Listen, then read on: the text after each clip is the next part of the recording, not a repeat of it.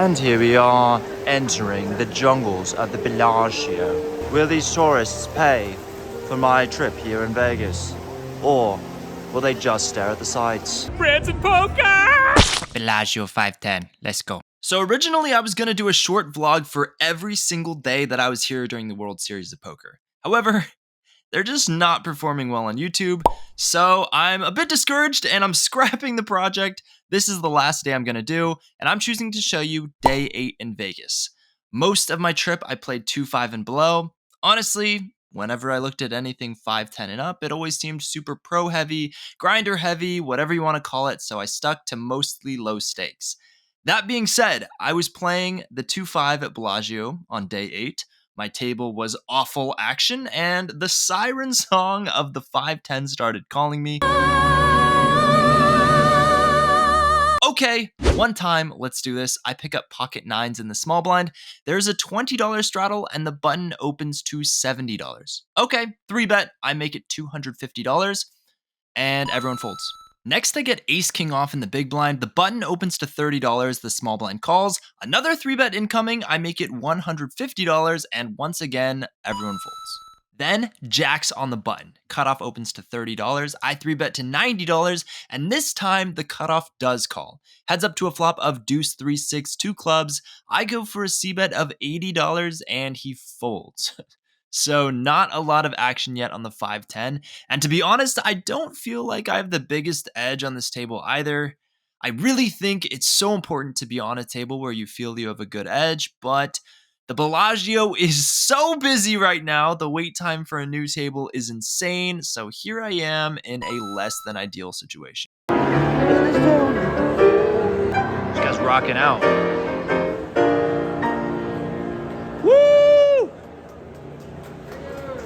All right, I got king jack off in the big blind, action folds all the way to the small blind, who raises to $40.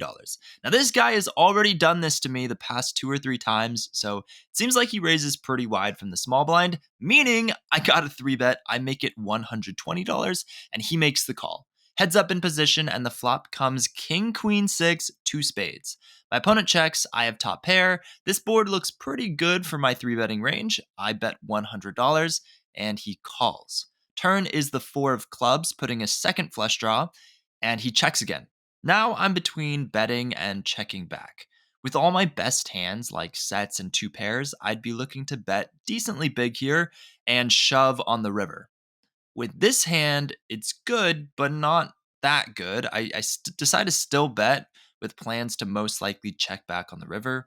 I bet $270, charging draws, possibly a weaker king, but anyways, he makes the call again. The river is an offsuit jack, giving me 2 pair, but now he does something I didn't expect. He leads and goes all in for $500. Oh boy, I am confused. All right, let's think about this. The flush draws missed. The main open-ended straight draw missed, but did hit a pair of jacks on the river. I should have gotten raised if he had 2 pair or a set on either the flop or turn. So what could he have?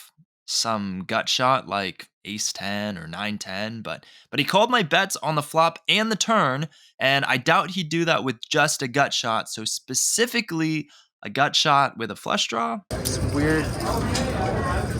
weird straight, like ace 10 of spades or ace 10 of clubs. On the other hand, maybe he could have a hand like queen jack of clubs, thinking his 2 pair is good, or maybe a random bluff. I don't know. In my heart, I know I'm not good, but I still click the call button. And of course, he shows 9-10 of clubs for the straight. And the worst part is that I knew what he had and I could have made the fold. I really think I could have, but I didn't. So rebuy another 800 and my stack dwindles down, but I do pick up one of my favorite hands, 10 jack of clubs in the small blind.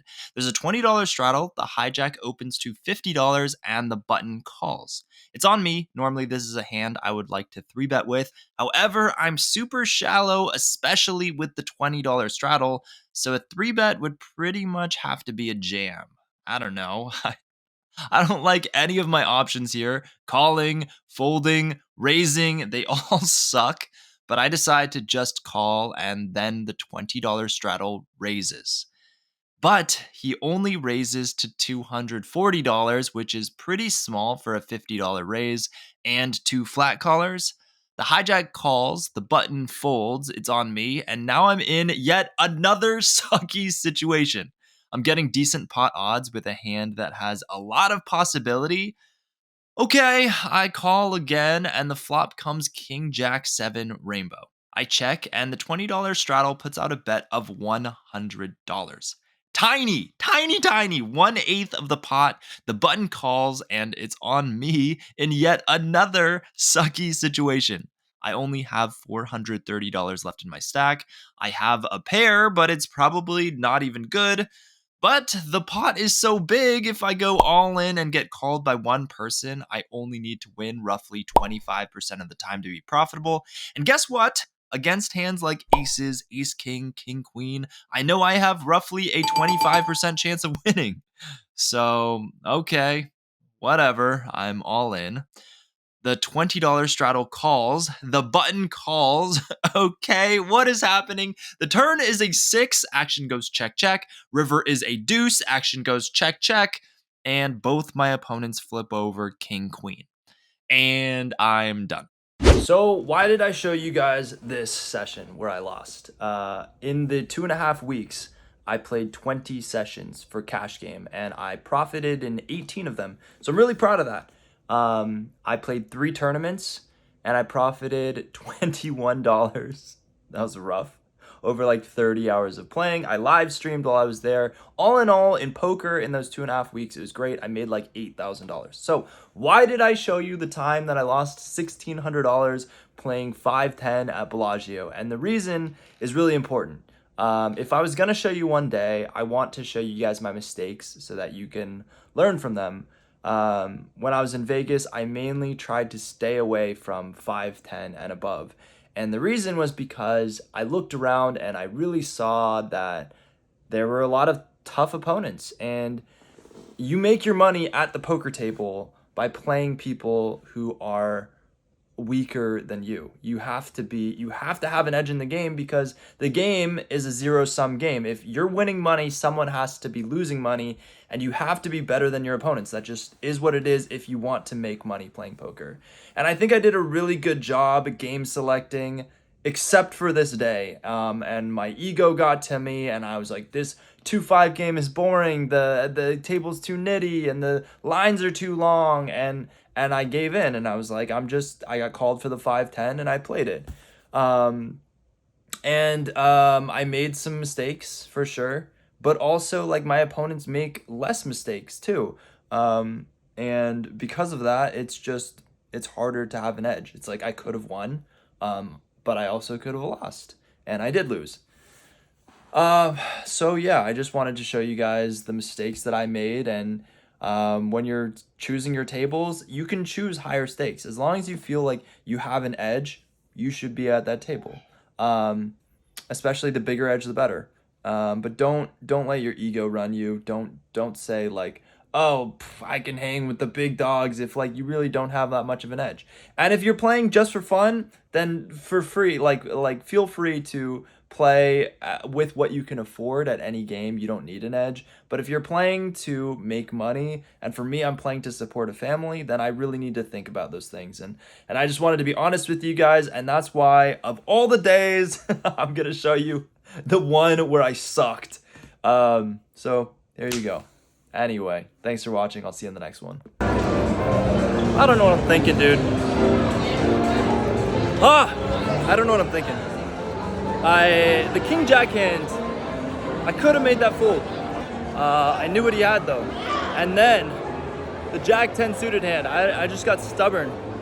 It was a straddle pot and 50. I called the 50. Someone else called the 50. Then it raised up to 240, which is pretty big. But I'm like, screw it, Jack 10 suited, good hand. It went call, and there's $800 in the pot. I have $430 left. Flop comes King, Jack, 7, 1 club. I have 10 Jack of clubs. And I don't know. I knew like against the king, like ace king or king queen, that I was like at 25%. I was getting like just about enough. So I was like, screw it, let's do it. And bad decision. All right. Thanks for watching. Bye.